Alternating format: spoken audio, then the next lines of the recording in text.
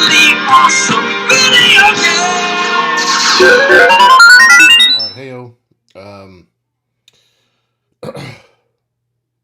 we are. I mean, I want you to imagine that we're still in class. It's still Game Writing 101, but it's like the last class or two, maybe even the last class, and we've covered this process, this simple process, not the only process, not even the best process.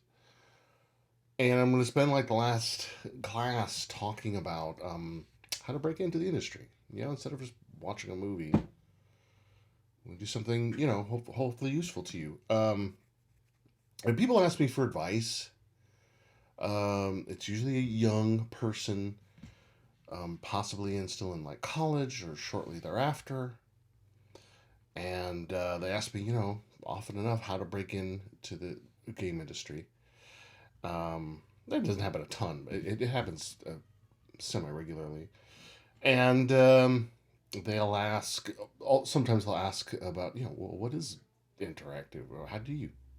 What is narrative design? How do you do it? So we kind of covered that, and we'll talk about like how to position yourself so you can start uh, getting paid like a professional. Whether that means freelance gigs, full time work, both. And what I usually do is I break it down with the three P's: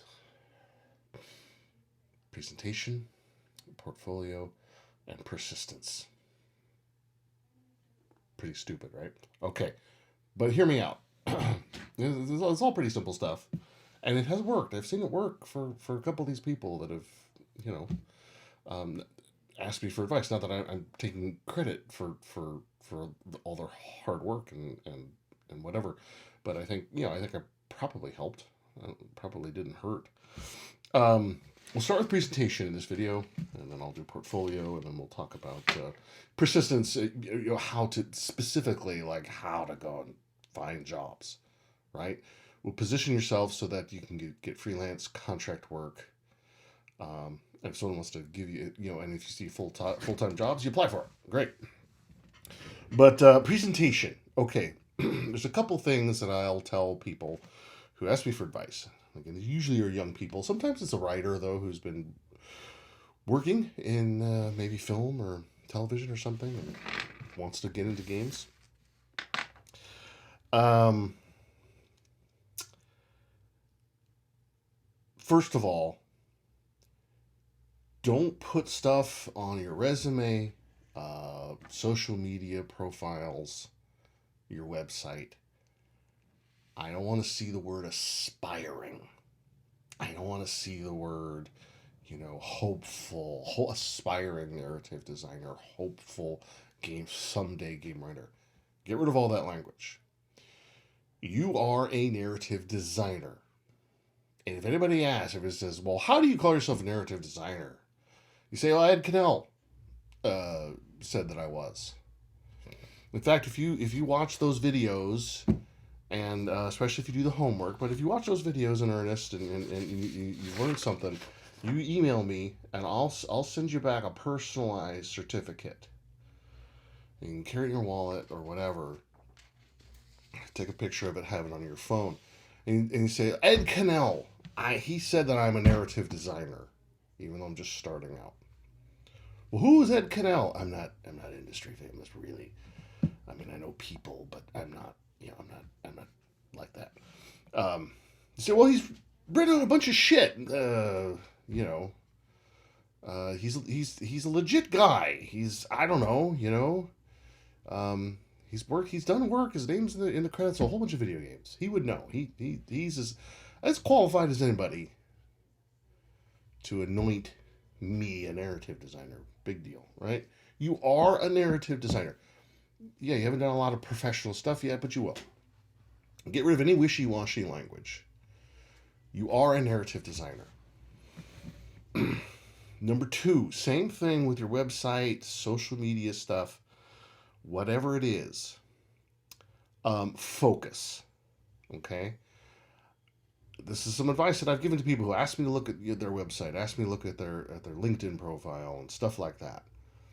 You got to focus because if you're not in the game industry, it's you know, it's totally understandable. You don't know what it's like.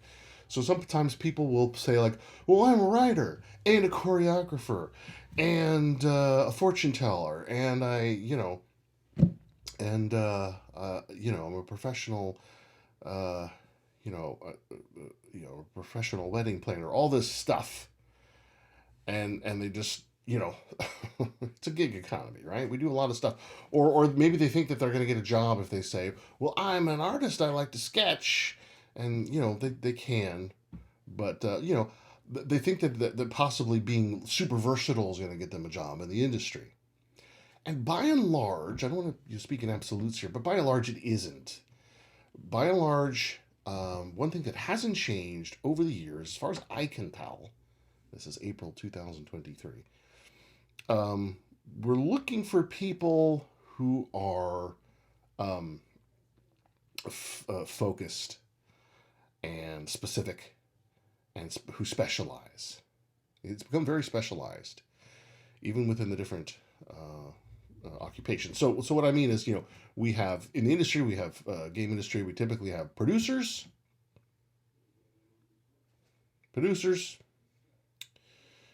artists, programmers, game designers, and sometimes all the writing stuff falls under that game design umbrella. Sound and audio folks, and everything else kind of falls under those five big tents. Now I say we're specialized, so when we work, especially the bigger the game, you have artists, as an occupation, and then within that occupation, you have a lot of specialties and focuses. Okay, I'm an artist. What kind of artist? Well, I'm a character modeler. I model characters, or organic uh, creatures, animals, humanoids, that kind of thing. Or I do objects. I do guns. I do environments. That's my thing. I'm an animator. I animate that stuff. I do visual effects. And then even within those, those can be kind of broad. They get even more specific within those categories, right? And programmers, you're a programmer. Great. Well, what kind of program? I'm an engine programmer. I work on the foundation, that props up this whole game world. I'm an AI programmer. I'm a physics programmer. Maybe I'm a person who specializes in getting the audio to work in the game like it's supposed to, and I'm a gameplay programmer. Um, and with you got to get focused. You're a narrative designer slash writer because you might be up for getting other sort of writing jobs. But I would get rid of all the stuff on your website, LinkedIn profile that's not just your narrative designer slash writer. If that's what you really want to do, if that's the job that you want, that's it. You're not studios generally won't hire you to write music and do concept art and write for their game, generally speaking. You might find that if you start your own little indie studio or get together with some independent folks in a small studio, then that could be really useful. And again, I'm not speaking in absolutes, but in general, people want to see that you're focused. So maybe photography is a passion of yours, and maybe you have a separate website. Start a new website for you as a narrative designer that you can put your portfolio on. We'll talk about portfolio in another video. Be focused. Don't try to throw everything on the wall and hope and see what sticks. It's tempting. You may be multi-talented, but if you want to be a writer, just focus on that. At least with one, you maybe have a separate website where you can talk about your music and all that other stuff. But for this, just focus. One hat. You're a narrative designer / writer. Okay. Look at my notes here. And that brings me to, I think, I'm 50 years old, Generation X. So a lot of you young people might find just having a website to be kind of, I don't know, pointless. And LinkedIn might feel kind of odd to you. I think that those things are real important. The industry right now, I'm 50 years old. So we still have, if you're looking at who's running studios and who's in these director positions, it's a lot of Generation X. We still use websites.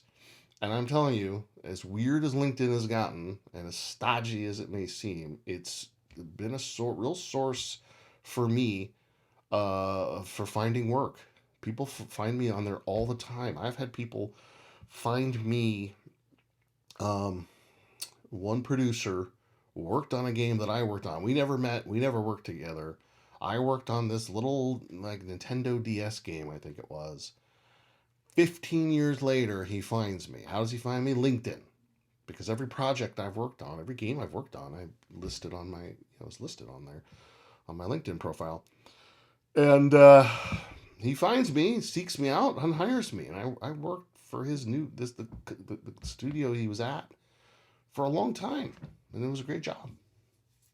LinkedIn is a great place to keep track of work colleagues. You don't really know each other. You're not going to be Facebook buddies. I know if you're young, you probably don't care about Facebook, but you're not necessarily following each other on Instagram, or you're not Snapchatting with each other, But LinkedIn is great. It's boring, it's stodgy, and it's gotten weird, but it could be just a great source to keep track of your professional contacts, and they may have changed jobs 7 times since you've seen them last. It may have been 10 years, but you're connected on there, and they can find you if they need a writer. So I think, putting your best foot forward on LinkedIn, and, have a resume. I'm not going to talk too much about it, but, all the boring stuff. Have a LinkedIn profile, have a resume, have a website. It could be simple, but you need someplace to park your portfolio anyway. And I think that a website is probably the best way to go about it. Especially, like you said, we're part of this this whole exercise. We'll talk about portfolio in a minute. That you want to create some interactive fiction, right? Because that's the job.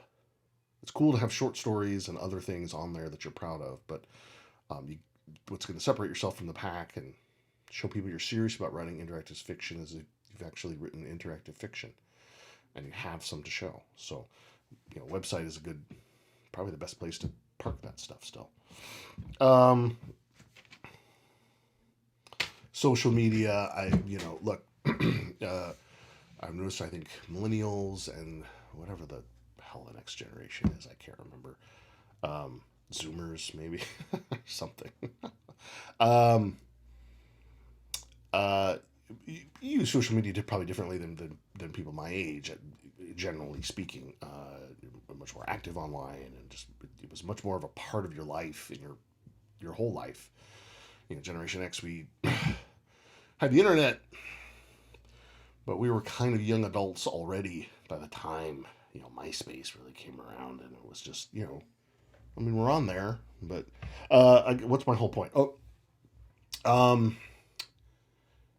Just make sure that it's employers look at it, right? And I think within the game development industry, we're a pretty liberal group as far as whatever. But I think specifically what you want to do is maybe before you decided that you really wanted to make a go of it to be in this industry, you're online giving your opinion about games, and you're like, just play this game written by this idiot Ed Cannell. My God, does he suck? Who hires this guy? And whatever. You probably never thought that you'd ever bump into me or any of that. You're just shouting your opinion. But now the game industry is very small. You're literally 1 degree of separation from everybody, and I am potentially your colleague at some point. So scrub that out of. I won't be insulted. I won't care.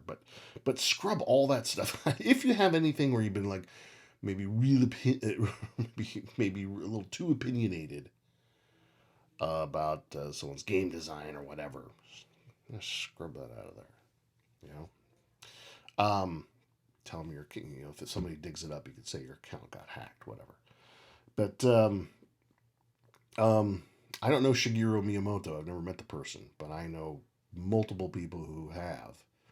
1 degree of separation from everybody. It's a small industry. People talk, and yeah, you gotta look at everyone in the industry as a potential colleague. Somebody might hire you, or if not, somebody that they're really tight with may be the person who's going to hire you, and that's generally not a problem for most. I find most people who ask me for advice are pretty sensible and know this already. But whatever. Stuff happens. We make mistakes. All right. I think that probably does it for presentation. I'll make another video about portfolio and another video about persistence, which is really about like how precisely can I go about finding a job. It's not easy, but I'll give you some advice, and then we'll get out of here and get on with your life. Okay? Talk to you soon.